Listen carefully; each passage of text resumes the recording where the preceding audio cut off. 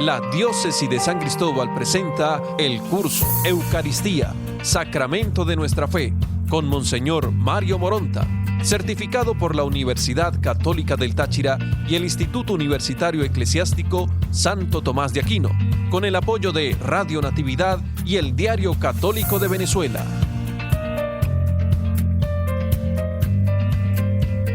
De nuevo con ustedes hoy en la sesión número 35 en este curso de la Eucaristía, Sacramento de nuestra Fe. Quiero saludarlos a todos con bendiciones de parte de Dios y de la Virgen María y pedirle a todos que si tienen a bien enviar algún mensaje, alguna sugerencia, alguna pregunta, pues aprovechen hacerlo por eucateo@gmail.com. Y no olviden que el material de esta y de todas las lecciones están ya en la página web www.diocesisdesancristobal.online. En la última sesión habíamos hablado de tres momentos, que la mesa de la palabra tenía tres momentos: el ofertorio, dijéramos el rito central con la plegaria eucarística, y el rito de comunión. Vamos a ver hoy el rito de comunión. Este tercer momento no puede considerarse aislado de los anteriores en la mesa de la Eucaristía, ni tampoco separado de la mesa de la palabra, porque la mesa de la palabra implica el comulgar, el pan de la palabra de Dios, por la catequesis litúrgica oportuna, así como por el mismo desarrollo de la celebración.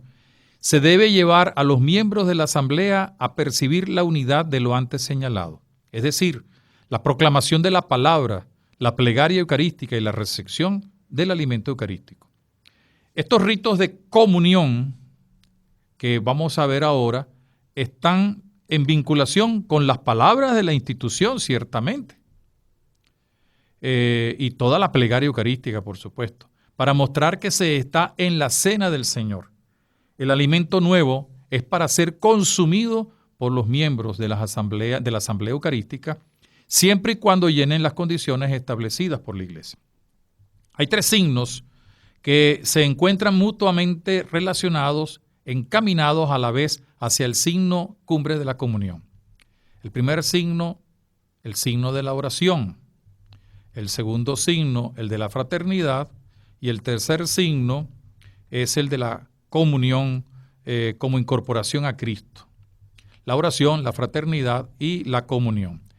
El signo de la oración, para mostrar la filiación divina. Por eso comenzamos el rito de la comunión con el Padre Nuestro. Y luego sigue con el embolismo, que es esa oración donde se pide, que seamos capaces de poner en práctica lo que se proclama en el Padre Nuestro, y se responde diciendo que así haremos hasta que llegue el final de los tiempos. En la oración del Señor, el Padre Nuestro, se pide el pan de cada día, que para los cristianos indica principalmente también el pan eucarístico, y se pide el perdón de los pecados, de modo que en realidad las cosas santas se den a los santos. El sacerdote hace la invitación a la oración y todos los fieles, juntamente con el sacerdote, dicen la oración. El Padre Nuestro es una manera también, no es solamente del sacerdote. Aun cuando se cante, la tiene que cantar toda la asamblea. En el misal romano, cuando se cantaba del Pío V, cuando se cantaba el Padre Nuestro, era solo el sacerdote celebrante quien lo entonaba, y el pueblo solamente decía la última expresión: y no nos dejes caer en la tentación, y líbranos de todo mal. Las cosas santas pues se dan a todos los santos, y el sacerdote invita a que todos juntos manifiesten su reconocimiento de fe a la paternidad de Dios.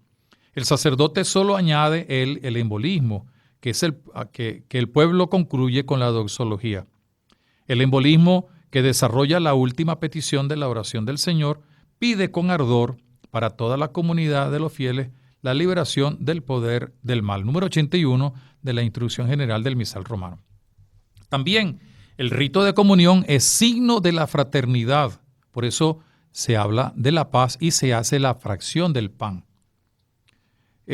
signo también del amor mutuo en fraternidad que todo se comparte. El número 82 de la Instrucción General del Misal Romano dice lo siguiente al respecto. Sigue el rito de la paz con el que la Iglesia implora la paz y la unidad para sí misma y para toda la familia humana, y con el que los fieles se expresan la comunión eclesial y la mutua caridad antes de la comunión sacramental, y esto lo hacen con el gesto o saludo de la paz. Junto a este tenemos el rito de la fracción del pan. El sacerdote parte el pan eucarístico con la ayuda, si es del caso, del diácono o de un concelebrante. El gesto de la fracción del pan, realizado por Cristo en la última cena, que en el tiempo apostólico designó toda la acción eucarística, significa que los fieles, siendo muchos, en la comunión de un solo pan de vida, que es Cristo muerto y resucitado para la salvación del mundo, forman un solo cuerpo. Número 83 de la Instrucción General del Misal Romano.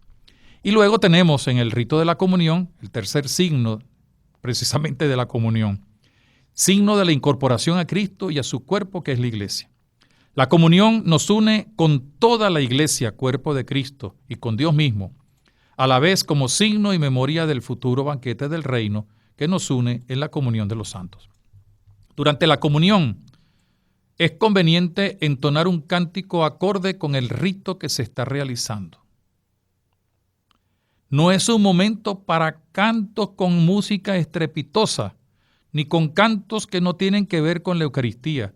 A veces entonamos cantos que son muy bonitos y necesarios en otros momentos, o cantos que tienen que ver, con el santo del día. No, tiene que tener una relación directa con el misterio de la Eucaristía y particularmente con alguna idea bíblica expresada. Hay cantos que son muy bonitos que precisamente están hablando de la consecuencia de la presencia de Cristo en la Eucaristía. Hay cantos tradicionales y cantos nuevos, pero todos tienen que ir en esa línea. No es un momento para lucirse, ni tampoco para entonar cantos profanos. Es recomendable que sean cánticos con una letra que invite a la meditación, a la acción de gracias y sobre todo ayuden a fortalecer en la fe la comunión con Dios y con los hermanos. Antes de hablar de la postura, quisiera volver un poquito atrás en el gesto de la paz. No es un saludo cualquiera, sino es el momento en el que todos reconocemos que somos hermanos. Y por eso dentro de nosotros es un gesto también de reconciliación. Cuando hay muchas veces una graduación o se celebra unas exequias o otro tipo de celebración, y los domingos también, mucha gente malentiende esto y entonces van a dar el pésame, es el momento de ir a dar el pésame. No, ese no es el momento de ir a dar el pésame. Ese tampoco es el momento para ir a felicitar al hijo o a la hija, al novio, a la novia, al esposo, a la esposa porque se graduaron. Y por eso no hay que darle sino el verdadero sentido. Tiene que ser ciertamente un sentido muy alegre, pero no es un momento para entonces salir del puesto e ir para arriba, para abajo, para correr por aquí, para buscar, déjame dónde está mi papá que llegó tarde o yo llegué tarde y entonces lo voy y lo busco por allá adelante, ni subir tampoco al altar para hacer el signo de la paz. Se lo damos a la persona que está al lado, que está detrás, que está cerca, pero también con un gesto que significa que estamos en comunión. Y no hay que seguir con otra mala costumbre, otro error litúrgico, porque hay muchos coros que sí, por supuesto que eso es para lucirse, que es para manifestar que saben mucho. Le da más importancia al canto de la paz que al canto del Cordero de Dios. Es el momento en que hay que cantar el Cordero de Dios como preparación ya inmediata a la comunión. Y el Cordero de Dios se puede seguir cantando hasta el momento en que ya el sacerdote ha terminado de preparar las hostias que van a ser consumidas por la asamblea. Pero quiero insistir en esto porque a veces yo he participado en algunas Eucaristías y le he llamado la atención como obispo, pues también como presidente de la asamblea, al coro, porque presentan unos cantos que son muy bonitos y son hasta emocionantes y hacen llorar y le enternecen a uno el corazón sobre la paz, pero que no tiene nada que ver con lo que se está haciendo, porque y que más bien provocan hasta un poco de desorden en el momento de la paz. Creo que aquí tenemos que hacer una gran corrección. La postura más adecuada para recibir la comunión parece que es la de que el fiel se mantenga de pie. ¿Por qué? Porque es la postura del resucitado. Estamos recibiendo al resucitado. Ha sido desde siempre la postura más coherente con la celebración de tono pascual, como lo es la Eucaristía. Solo a partir del siglo XIII, del siglo XIII en la Edad Media, en Occidente se empezó a utilizar la postura de rodillas como un gesto de reverencia y culto. Y hasta la presente reforma era casi prácticamente obligatorio. Sin embargo, hay que respetar el que quiera recibir la comunión de rodillas o el que quiera recibirla de pie, pero no respetar, pero no juzgar. Se respeta la actitud de cada fiel, siempre y cuando de verdad esa postura sea manifestación de su fe. Por lo que respecta a la forma de recibirla, es bueno acotar que en los primeros siglos de la Iglesia siempre se tuvo la costumbre de recibirla en la mano abierta. Hoy se ha tomado en cuenta, luego de una seria consulta a los episcopados del mundo, que nada obsta, no prohíbe que se permita dicha praxis. Yo sé que hay mucha gente que, quizás por su manera de pensar, su manera de ser, a lo mejor por su costumbre, no quiere recibirlo en la mano, sino en la boca. Y hay algunos que entonces condenan a aquel que la recibe o a aquel que la da. Siempre tiene que ser dada por el sacerdote, por el diácono o por el ministro correspondiente. Pero sobre todo en el siglo IX, cuando se notó la evolución en la sensibilidad de las comunidades cristianas, en vez de recibir cada uno en su mano la Eucaristía, se fue dando directamente en la boca. Y esto fue originado no por la gente, sino por los sacerdotes. Las motivaciones parecen ser de mayor respeto hacia el sacramento, pero sobre todo el cambio de sensibilidad eclesiológica, la separación cada vez mayor entre los fieles y los ministros ordenados, hacía que éstos, por sus manos consagradas, sí pudieran tocar el Santísimo, pero los fieles no. Hoy se permite recibirla en la mano sin descartar la costumbre de recibir la comunión directamente en la boca. Se debe respetar la forma como cada fiel desee recibirla. En este sentido, ese respeto lleva a no juzgar con argumentos anacrónicos y faltos de contextura doctrinal que emplean algunos rigoristas, que casi llegan a condenar a quienes reciben y entregan la comunión en la mano. No es una discusión sobre un tema esencial. Por otra parte, esto no es esencial en el caso de la comunión. Muchas veces quieren imponer con sentido rigorista y fundamentalista de parte y parte sus criterios, sea para que los que defienden la comunión en la mano, para los que la defienden en la boca, olvidando el todo de la doctrina sobre la Eucaristía y a veces poniéndole más énfasis a eso como que si fuera lo más importante y se olvidan del resto de la plegaria eucarística. No es un aspecto muy importante del rito de la comunión. De las dos maneras se puede expresar bien el respeto y la Eucaristía, a la Eucaristía.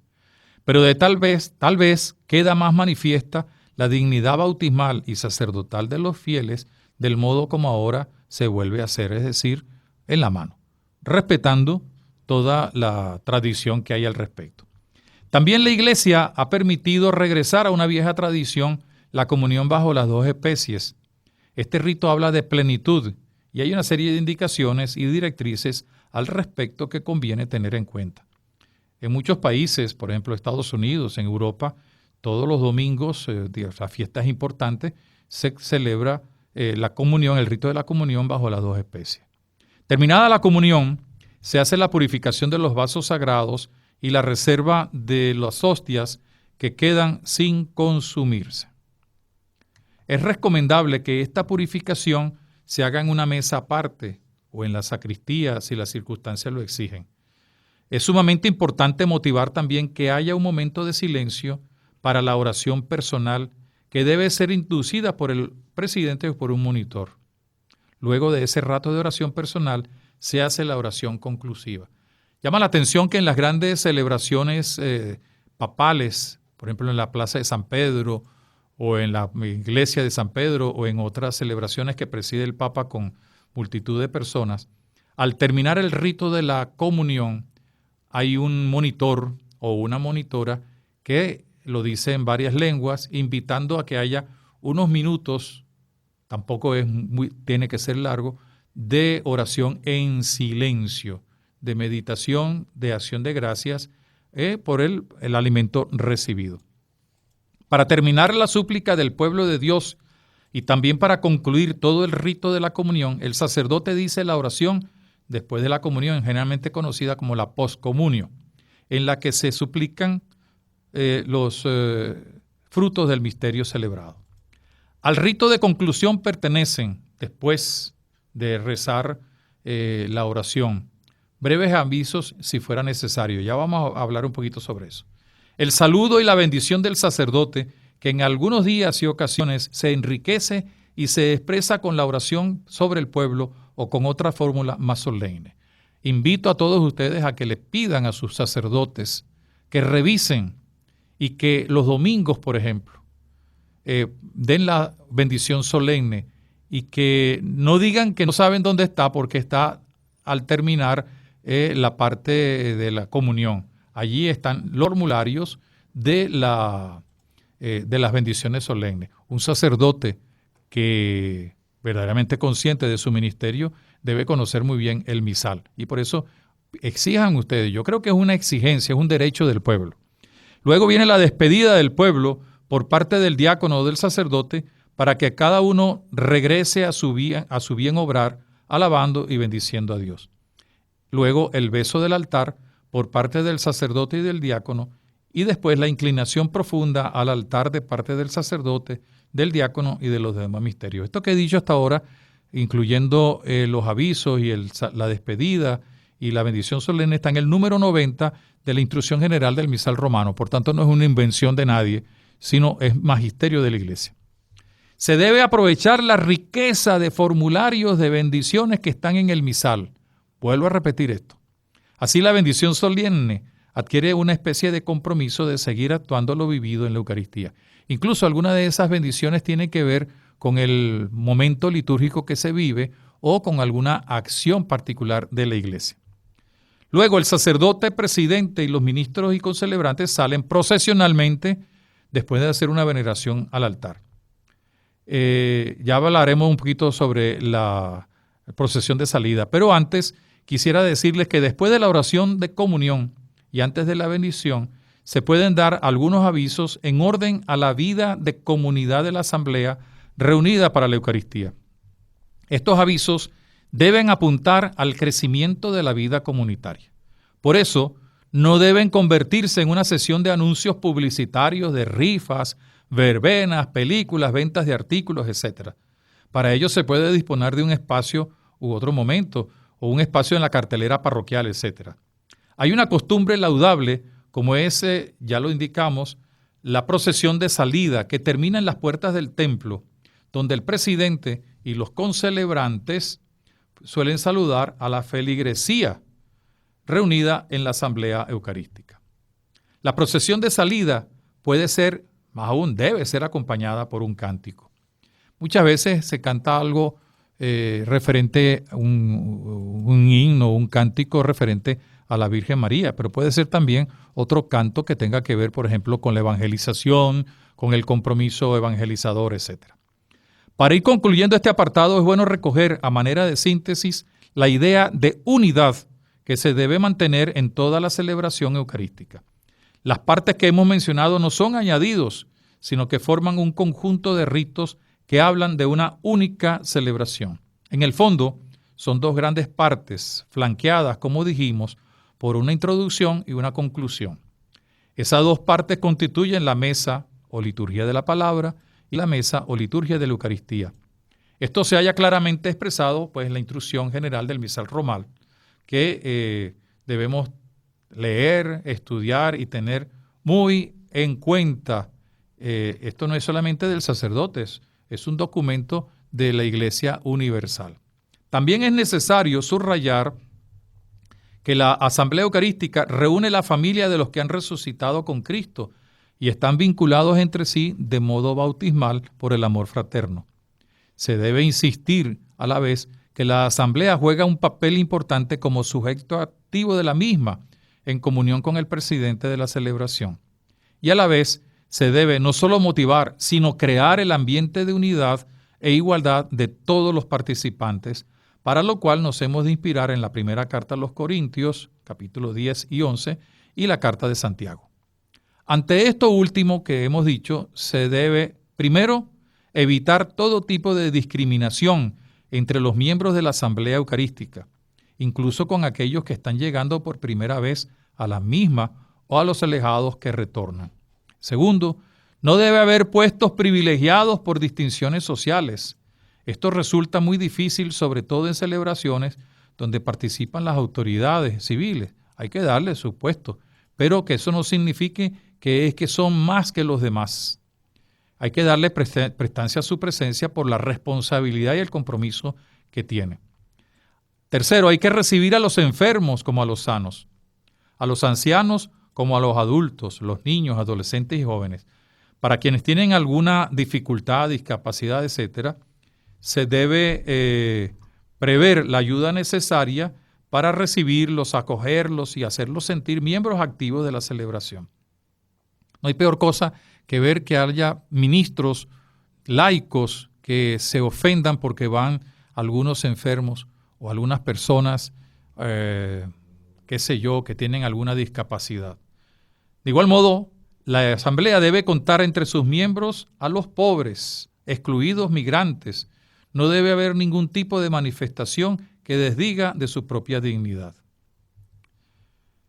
Dicho esto, vamos ahora a ver, hacer una palabrita sobre los ministerios, oficios y funciones. Del ministerio, oficios y funciones que se realizan en la celebración eucarística. La eclesiología nos habla de cómo el pueblo de Dios es orgánicamente organizado, y no es un juego de palabras.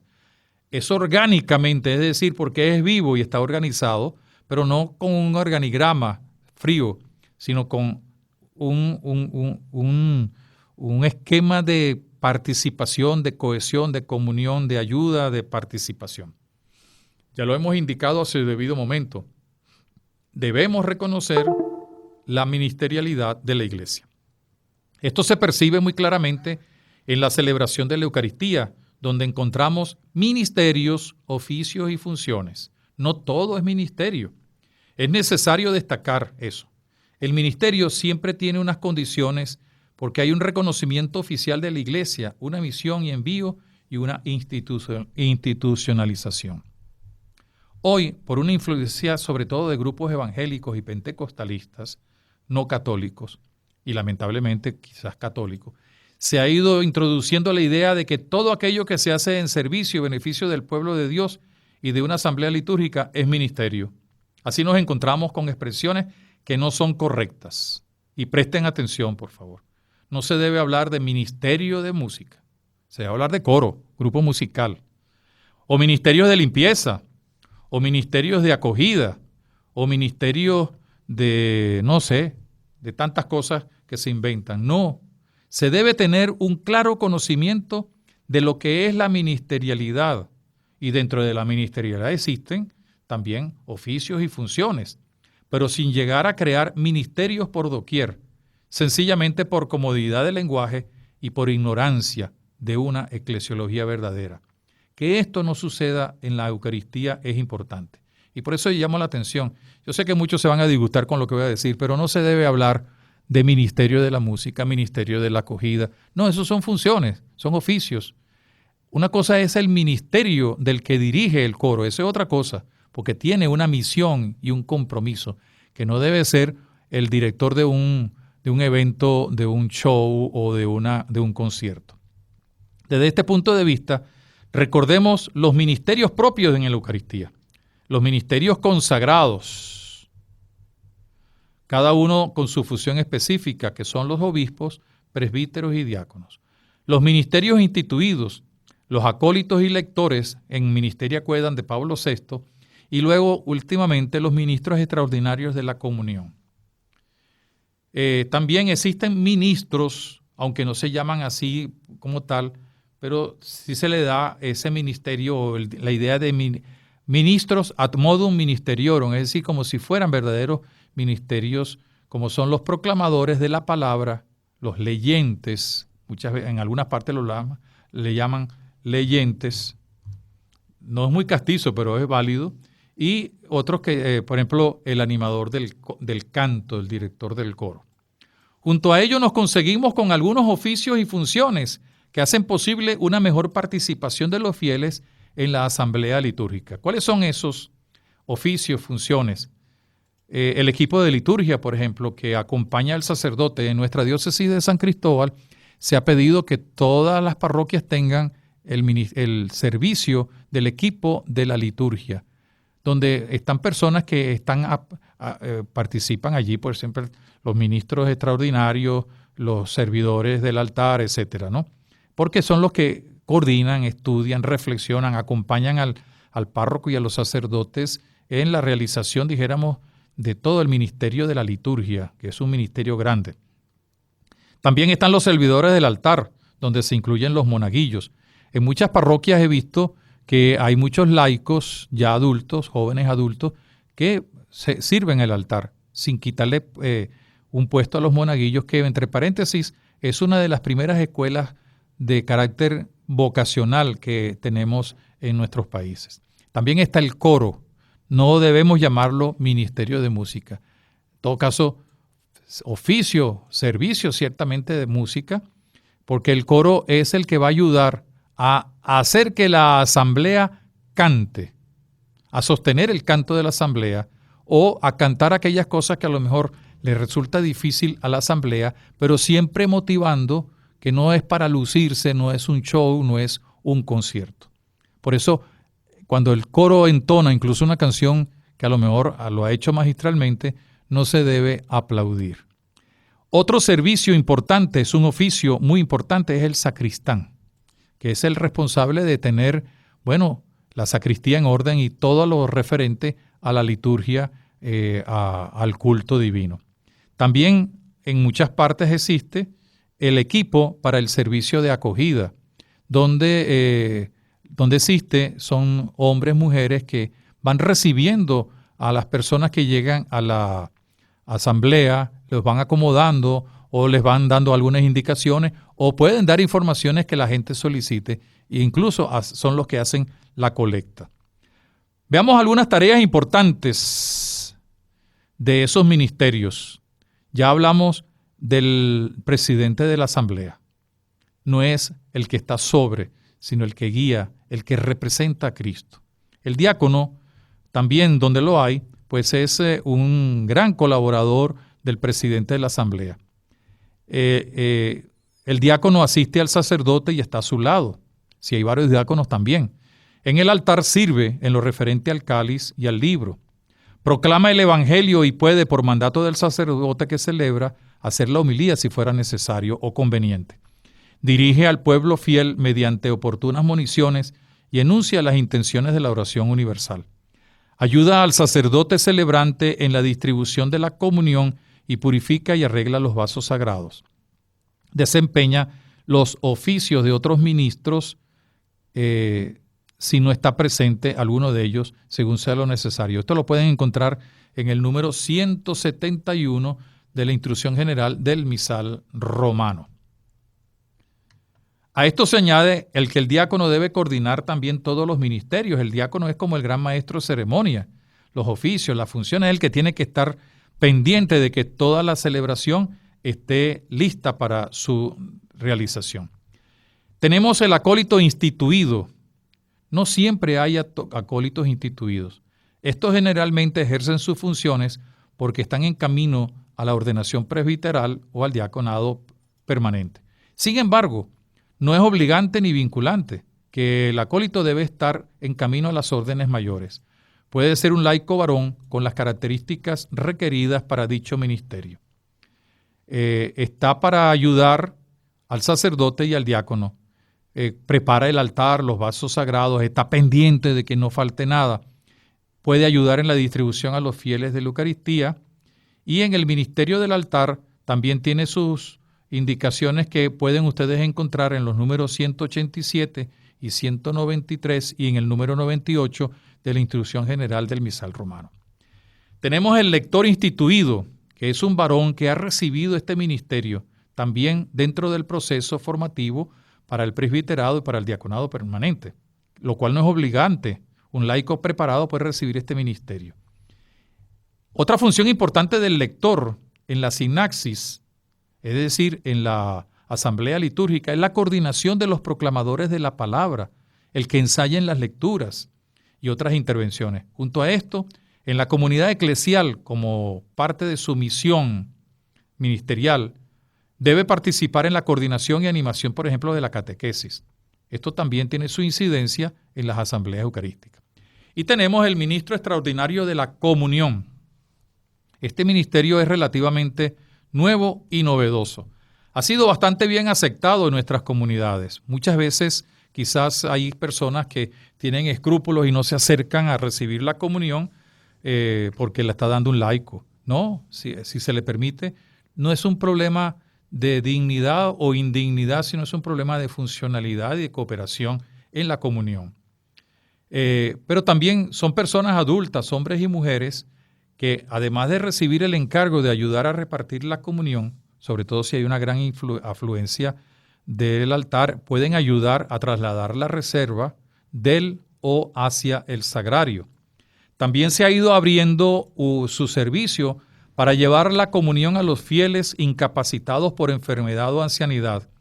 Incluso en algunos lugares llevan la comunión a comunidades lejanas donde realizan la celebración de la palabra y reparten o dan la comunión.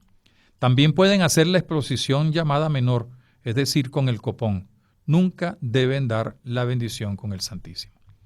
Tenemos también otro servicio importante, otro ministerio, ad modum ministeriorum, el animador del canto, llamado generalmente corista o también director del canto. Este debería ser no un trabajo, no una profesión, sino un verdadero ministerio. Antes de organizar, elegir los cantos, ensayarlos con la asamblea, lo dirige de manera digna durante la celebración de la Eucaristía. Por eso organiza, elige, los ensaya y los hace que la gente cante. Es conveniente que haya un cantor o un maestro de coro para que dirija y sostenga el canto del pueblo. Más aún, cuando faltan los cantores, corresponde al cantor dirigir los diversos cantos, participando el pueblo en la parte que le corresponde. Número 104 de la Instrucción General del Misal Romano. En no pocas comunidades se tiene un coro. Este puede y debe ayudar a que toda la asamblea participe en el canto de la celebración. Ya hemos hablado en cierto modo, pero lo mencionamos, los proclamadores de la palabra. En la cotidianidad generalmente hablamos de lectores, aunque puede ser esto motivo de confusión al referirnos a los lectores instituidos. Son personas, hombres o mujeres, que por sus capacidades realizan las lecturas de la celebración, las moniciones y pueden representar las peticiones de los fieles. También tenemos los servidores del altar, que muchas veces son monaguillos, que constituyen una gran ayuda para el presidente y la asamblea. También es bueno promover jóvenes y adultos como servidores del altar.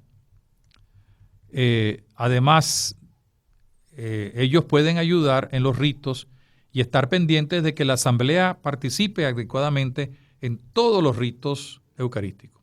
El sacristán es a quien corresponde disponer que son las cosas que son necesarias en la celebración de la misa. Es decir, tener listos los libros, tener listos los vasos sagrados, etc. Tenemos también otro grupo que suele darse en muchas parroquias, donde se ha ido haciendo costumbre el tener un grupo de laicos adultos que realicen la acogida de los fieles, los acomodan, les dan las orientaciones pertinentes. Y a ellos también se les puede encomendar la realización de la colecta en la celebración. Vamos a ver ahora algunos gestos, actitudes y signos. Vamos a ver primero gestos y posturas corporales. Los gestos y posturas corporales, tanto del sacerdote, del diácono y de los ministros como del pueblo, deben tender a que toda la celebración resplandezca por el noble decoro y por la sencillez, a que se comprenda el significado verdadero y pleno de cada una de sus diversas partes, a que se favorezca la participación de todos. Esto aparece en el número 142 de la Instrucción General del Misal Romano. En esta línea debe haber uniformidad de criterios, por lo cual es necesario una instrucción. Se hace necesaria, pues, una educación, una instrucción, una enseñanza. El lenguaje corporal, así como la misma forma de vestir, ha de mostrar la actitud de fe celebrativa de cada uno de los participantes de la Asamblea Eucarística. Yo quiero insistir en algo que ya hablamos en algún momento sobre el vestir. No se puede ir a la misa, a la celebración eucarística, como un acto cualquiera. El domingo es el día del Señor y que hay que darle prestancia. Nosotros en Venezuela hablamos del traje dominguero, que tiene muchas expresiones, pero no debe ser, porque que es un defecto muy presente, sobre todo en algunos sectores de la población. Bueno, como es el domingo, es el día del Señor, sí, es el día del descanso, es el día en que no tengo que trabajar, pues voy de short, de bermuda, o voy con un traje, bueno, así más o menos informal, que llaman casual, hombres y mujeres. No, vayamos verdaderamente vestidos con dignidad, ciertamente. No se trata de ir de frac, tampoco. No se trata de ir con un traje que se utiliza, para ciertos momentos. Y las mujeres deben ir vestidas con dignidad, no enseñando de todo. Por eso es importante que se le dé la relevancia al vestir, porque es una manera de hablar corporalmente, porque estoy indicando que con mi cuerpo, con mi vestido, con mi compostura, que yo estoy en una acción sagrada. Una vez con unos amigos yo visitaba una comunidad cuando era obispo en Los Teques, en Barlovento, y fuimos a celebrar en una parroquia. Yo iba de mi sotana y ellos iban de short. Yo les dije, no, pónganse por lo menos un pantalón largo. No, chicos, es que estamos, tú sabes, estamos en la playa. Ustedes van a hacer el ridículo, les decía yo, y de hecho hicieron el ridículo, porque en esa comunidad todos, hacía un calor inmenso, todos, los hombres iban de flu y corbata, de traje y corbata, y las mujeres con su vestido, y ellos se dieron cuenta de que sí, es verdad que estaban en la playa, en el sector de playa, pero le dieron una gran lección, porque los habitantes de ese pueblo, que ellos consideraban que eran menos que ellos porque no eran profesionales, eran campesinos, lo que sea, sí sabían lo que era la dignidad de participar en una asamblea litúrgica. La postura propia de la Eucaristía es estar de pie, ya que simboliza la actitud de quien ha resucitado con el Señor. Por eso es conveniente hablar en este sentido. En nuestra cultura, el estar de rodillas puede significar respeto, recogimiento y actitud de adoración. Se está sentado para escuchar las lecturas, no el Evangelio, y la homilía. La homilía se puede estar sentado, por supuesto, y al participar en el ofertorio. Después de la comunión, algunos permanecen sentados y otros de rodillas. Lo importante es que sea una actitud de respeto que favorezca la oración. El silencio. Esto es uno de los grandes problemas que tenemos en nuestras celebraciones. El silencio debe guardarse en el momento en que corresponden como parte de la celebración. Se trata de un silencio sagrado. Sin embargo, su naturaleza depende del momento en que se observa en cada celebración, pues en el acto penitencial y después de la invitación a orar, cada uno se recoge en sí mismo. Pero terminada la lectura o la homilía, todos meditan brevemente lo que escucharon. Y después de la comunión, alaban a Dios en su corazón y oran. Ya desde antes de la celebración misma es laudable que se invite a guardar el silencio. En la iglesia, en la sacristía, que se llama también el secretarium, el lugar donde se guardan las cosas importantes, en los lugares más cercanos, para que todos se dispongan devota y debidamente para la acción sagrada. Número 45 de la Instrucción General del Misal Romano. Se requiere una auténtica instrucción sobre el silencio y su sentido. No es un silencio obsequioso, que hay que cumplirlo por puro ritualismo. Es el momento de interiorización por parte de todos. Oportunidad de oración, meditación y contemplación. El silencio, como actitud personal y comunitaria, se puede romper con otras cosas. A lo mejor estoy guardando silencio, pero estoy leyendo una revista, estoy leyendo un libro, aún por muy espiritual que sea, estoy atendiendo los chats de mi celular, estoy tomando fotografía, estoy fijándome en el vestido de la viejita aquella que está a mi lado, o de la calva del Señor, o qué sé yo. No, el silencio implica recogimiento. Ya hicimos referencia al canto. Dice San Agustín que cantar es propio del que ama. Sermón número 336. Esta idea nos ayuda a entender el sentido oracional del canto en la liturgia y sobre todo en la celebración de la Eucaristía. Puede servir de vínculo para expresar la alegría, el dolor, la esperanza, la tristeza, el compromiso. El canto debe responder al contexto de cada celebración. Por ejemplo, no se va a cantar un aguinaldo villancico el Viernes Santo, como tampoco se va a entonar un canto sobre la pasión y muerte el día de la Navidad. De allí la necesidad de que el animador del canto, el director del coro, que es un verdadero ministerio, elija los cantos apropiados y de común acuerdo con el presidente de la asamblea. El canto y la música son expresiones de la alabanza, de la fe de la comunidad. No son elementos accidentales o accesorios en la celebración. Por eso, dejando a un lado las prácticas antiguas, no hay que cantar la misa como si fuera un ornato de la celebración, sino cantar como una manera de participación activa en la misa. Es una manera exquisita de participación, incluso en el caso de que haya cantos que solo sean cantados por el coro, incluso en forma polifónica, no deben dar la impresión de que son expresiones teatrales o para lucirse. Deben apoyar la meditación y conducir a las asambleas a unirse en actitud de silencio a la alabanza, a la acción de gracias y la meditación. Algo que debemos tener muy en cuenta es el tipo de cantos. Tenemos una riqueza inmensa de ellos para terminar cantando himnos protestantes y de corte evangélico, con contenidos teológicos nada confiables. A lo mejor resultan ser fáciles porque lo hemos aprendido. Alabaré, alabaré, alabaré. Es un canto evangélico. Muy bonito, muy significativo. Pero recuerden ustedes que los evangélicos no tienen sacramentos y ellos sustituyen el sacramento con el término alabanza, pero no con la fuerza que tenemos nosotros. Cuando tenemos miles y miles de cantos católicos, lo mismo cuando en Navidad cantamos los villancicos o aguinaldos, muchas veces cantamos aguinaldos que no tienen nada que ver. Cuando tenemos inmensidad de villancicos y aguinaldos venezolanos que tienen un gran mensaje evangelizador y religioso.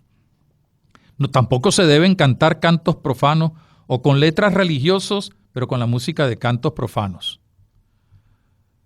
Terminamos en este momento, luego seguiremos con algunos otros gestos y signos presentes en la asamblea litúrgica. Hasta ahora pues hemos ido viendo todo lo referente a la celebración eucarística, sus partes, hemos visto los ministerios, estamos viendo algunos gestos, posturas y a partir de la próxima sesión hablaremos también un poco del sentido de las procesiones, el lugar sagrado, sus partes, el altar, el ambón, la sede, el sagrario, etc. Y también pues hablaremos de la disposición donde deben estar y cómo deben estar los fieles, el lugar de las imágenes, los objetos sagrados, para terminar con una visión teológico-pastoral litúrgica de la celebración y dedicar también un espacio de reflexión al culto de la Eucaristía fuera de la misa y el domingo, Día del Señor. Les saludo y les recuerdo que en la página web www.diocesidesancristóbal.online tienen ustedes este material. También tienen ustedes el cuestionario de la tercera, todas las evaluaciones, pero ya de la tercera evaluación. Algunas personas ya sabemos que la han recibido y nos han comunicado, la han contestado. También tienen ustedes todos los temas desarrollados y material de apoyo, entre ellos en la instrucción general del misal romano. Si tiene alguna pregunta, alguna inquietud, alguna sugerencia, algún reclamo también, puede hacerlo a través de eucateo@gmail.com. A todos ustedes los saludos, hasta la próxima sesión y seguimos profundizando en la celebración de la Eucaristía. Que Dios nos bendiga, que la Virgen nos acompañe y que todos sigamos siendo capaces de tener a la palabra y la Eucaristía como centro de nuestra vida. Hasta pronto, felicidades y muchas bendiciones.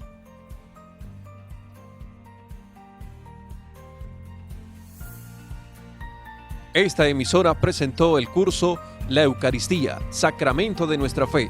El material de apoyo a disposición en www.diocesidesancristóbal.online.